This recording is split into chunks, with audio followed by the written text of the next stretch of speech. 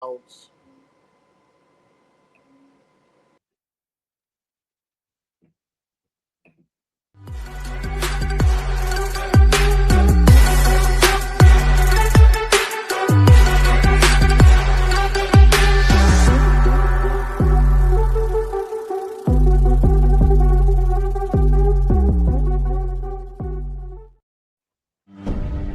name is Sarah Grant. I don't understand at all. Why just her classroom? Why only hers? Where are our children?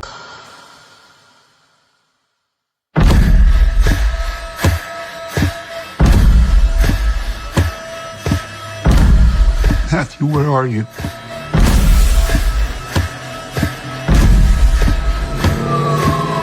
Where did you go?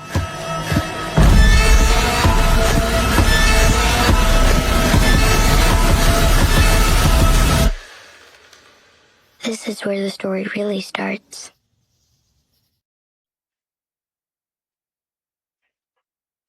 Oh, wow. Hello and welcome to another edition of Unpopular Reviews.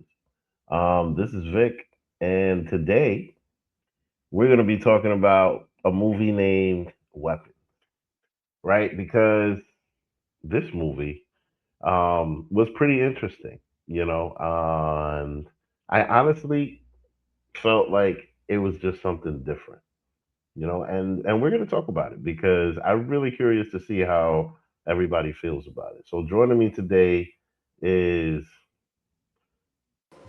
the stick breaker. Okay. Yeah, I break You- sticks around here. Okay, you breaking sticks. That's right.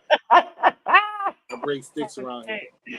All righty. All right. All right. We'll see what that leads into. Yeah. So And if anybody gives also this movie a thumbs down,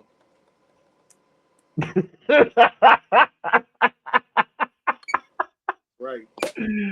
Oh man, and also joining us is the critic Jay, man. What's going on, bro? Man, no, but the stick breaker is crazy. Like, That is crazy. So, ladies and gentlemen, you know what time it is. You know what show this is. And let me just say this. Tonight's broadcast has been commandeered by the secret society No Ma'am, National Organization of Men Against Amazonian Masterhood. So, gentlemen, let's talk weapons, right? Because let me just ask you this. What did you initially, when you first went into this movie, or at least if you can try to remember prior to not watching this, what were your thoughts, at least just from the poster itself? What did you think this was going to be? I thought it was gonna be like another horror flick, like a Children of the Corn type deal they had going on, just by the trailer itself. I hadn't seen this movie until you suggested it, but I did hear that it was actually a great title. I wanted to get around to watching it, and my expectations, I don't want to say they were high because scary movies really don't scare me at all.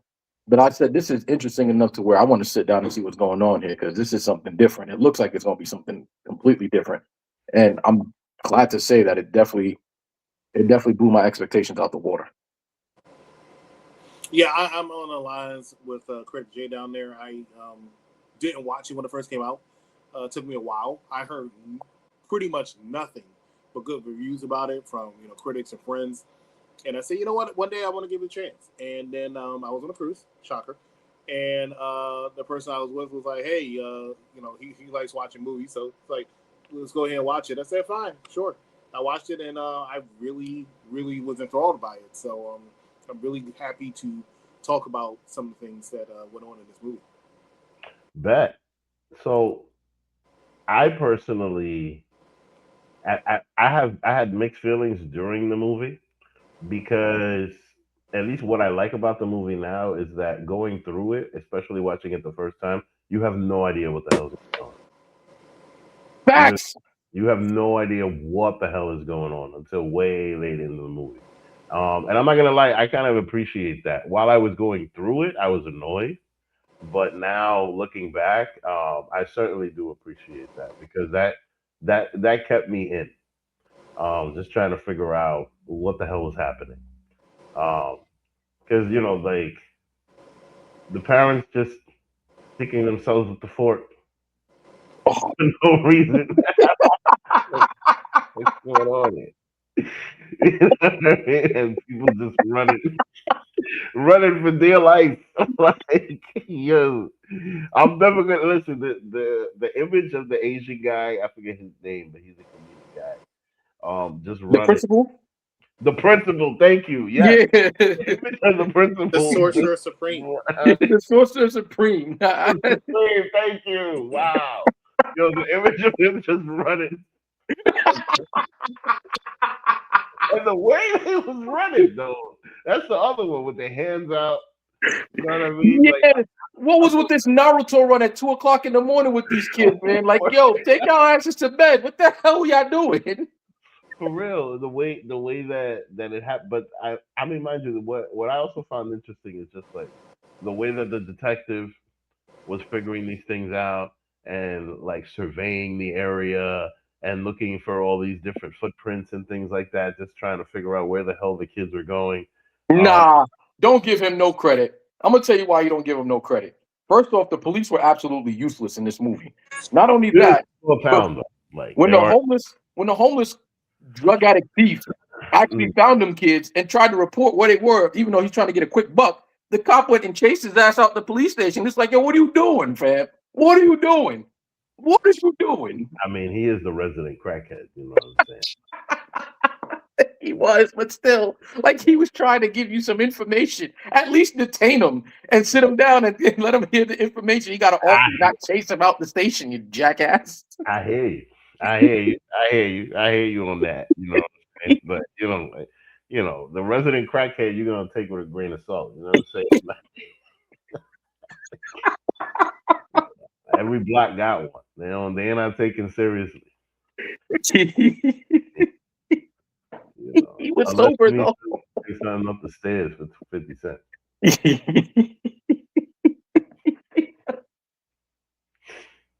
Oh shoot, this was a movie. Oh my god, this was one of those movies. And one of the things I loved about this movie is, and it kept me enthralled, is because they were telling the story from so many different perspectives. And I honestly didn't know what the premise of this movie really was until maybe about an hour and some change in. Mind you, I think this is about an hour and 20-minute movie, maybe an hour 40. But about an hour in before I finally realized what's actually going on. Because you take a guess, with the woman in the beginning, I think the teacher who saw a gun in the sky, and I'm like, is this a premonition for a school shooting? And then you go from a different perspective of the kid who's watching this creepy. I ain't gonna lie, that aunt was creepy from the very beginning. Like that creeped me the hell out. Yeah. Oh God, Jesus. Like what was that first and foremost?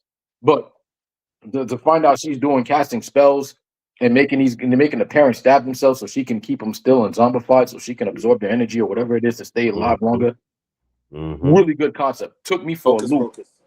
Then afterwards, her blackmailing the kid to stealing the other kid's personal items. I think he chose the names on the cubby because they drew hearts on them or some joint like that. That was genius. Genius. I would have never thought of that.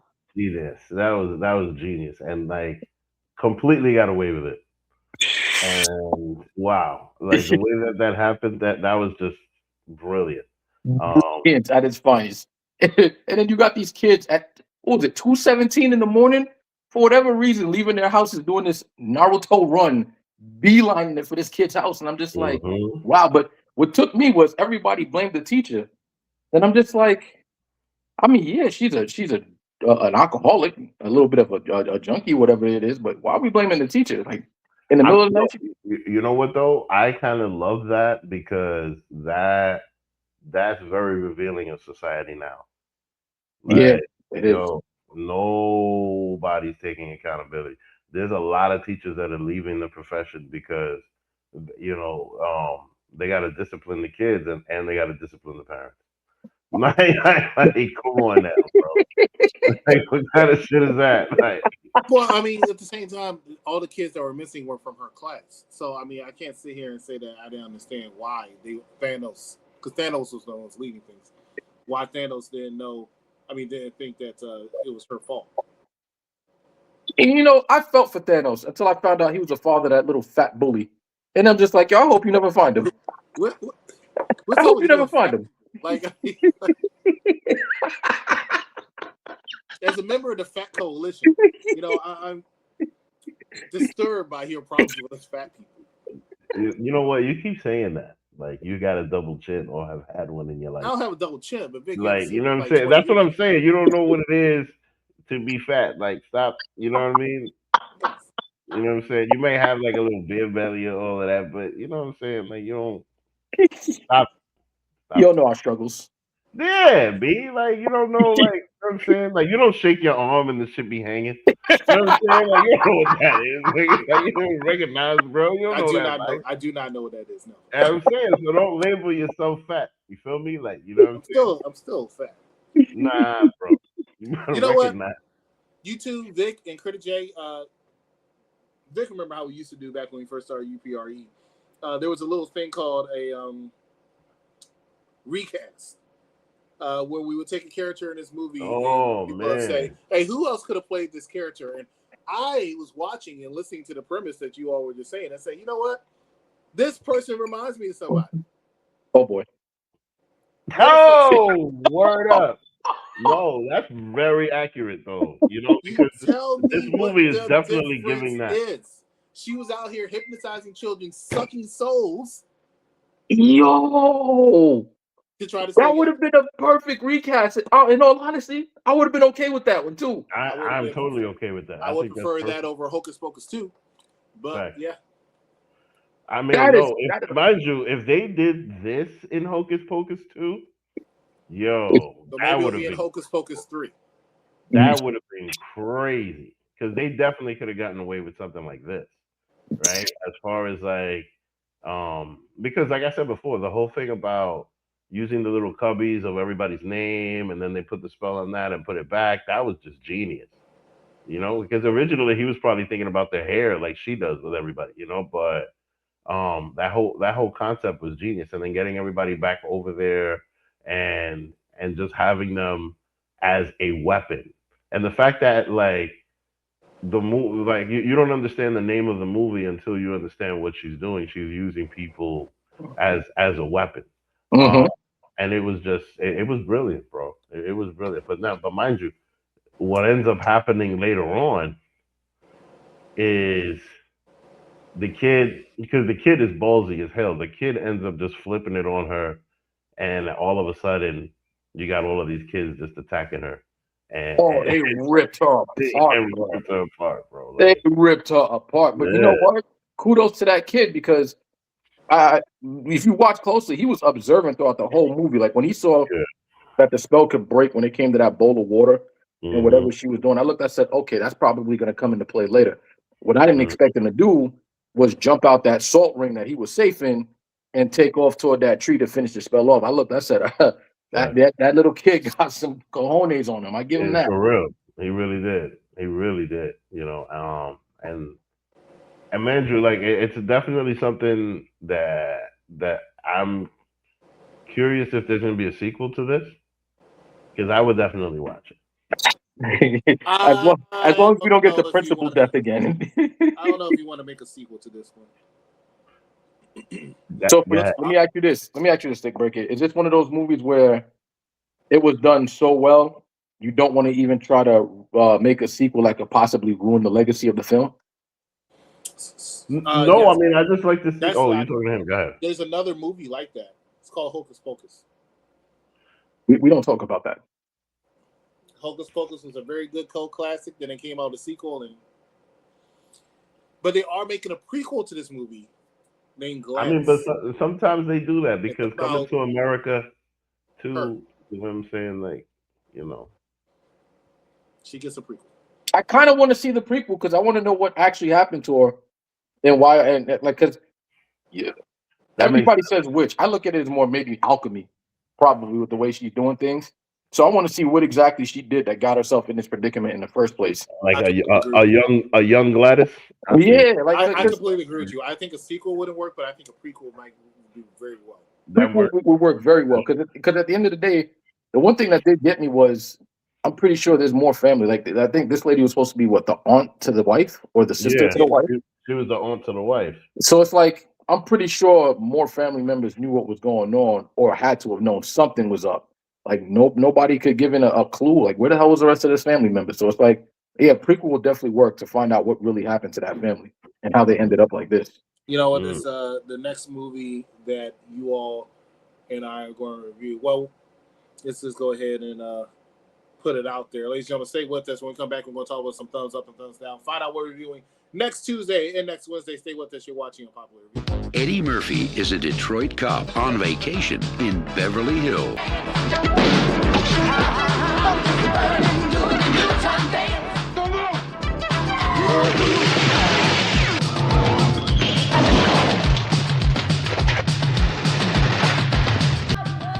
Eddie Murphy, Beverly Hills Cop. The papers call him the grabber. I wish you wouldn't call him that. You don't actually believe that story, do you? Because he can't hear you, and he doesn't really take kids that safe.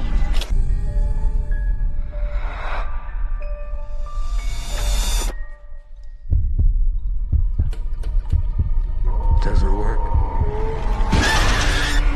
Not since I was a kid. I'll scream. I'll scratch your face. This face?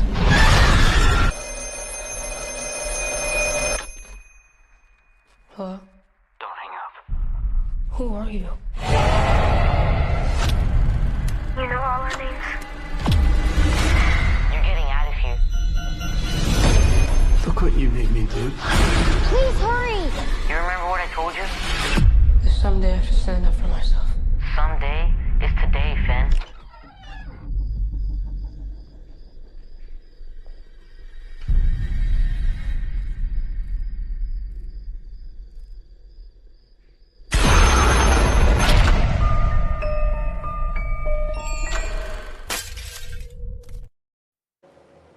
That's right, ladies and gentlemen.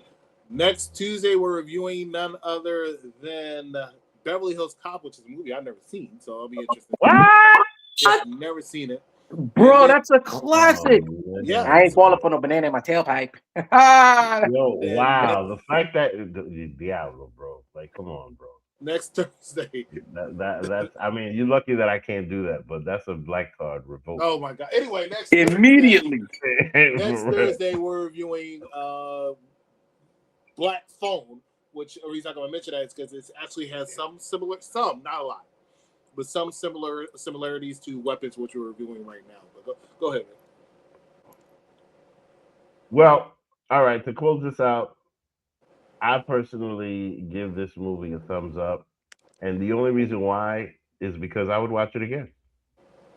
You know what I mean? This is something I would just sit back and chill and watch with somebody. Absolutely. That's 2 thumbs up for me because this was a part horror, part psychotic thriller with a little bit of supernatural elements in there. And it blended in very well. And telling the story from different aspects and have it all pieced together at the end was absolutely superb. Definitely a thumbs up from me. And that will make 3 thumbs up because I absolutely adored and loved this movie. Take notes, Batman. But this movie was very, very good from beginning to end. It had me enthralled. I like the fact that, and I think we talked about a little bit in pre-production, the different point of views and perspectives that it has, and the fact that they didn't even let you know that that's what we were doing for the first few of them. You had to figure it out on your own, like, oh, okay, so we're seeing it from here. Oh, okay, so now we're seeing it from this point. Oh, this is what this guy did. This is how this person ended up here. This is why all of a sudden Wong is crazy, you know?